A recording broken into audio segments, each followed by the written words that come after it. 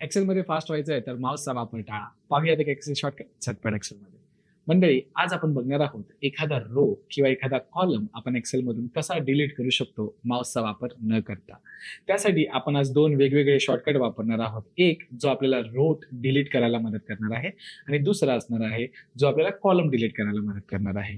त्यासाठी आपण बघूयात, जर मला रो सेकंड जो आहे तो जर डिलीट करायचा असेल तर मी कुठल्याही कॉलममध्ये जिथे माझा जो रो सेकंड आहे तिथे मी सिलेक्ट करणार आहे किंवा मी त्या सेलवरती जाणार आहे आणि मला जर समजा रो 2 हा डिलीट करायचा असेल तर मी जो शॉर्टकट वापरणार आहे तो असणार आहे Alt-HDR. Alt-HDR मी प्रेस केला आणि तुम्ही बघू शकाल जो रो सेकंड होता त्याच्यामधला जो डेटा होता तो डिलीट झालेला आहे.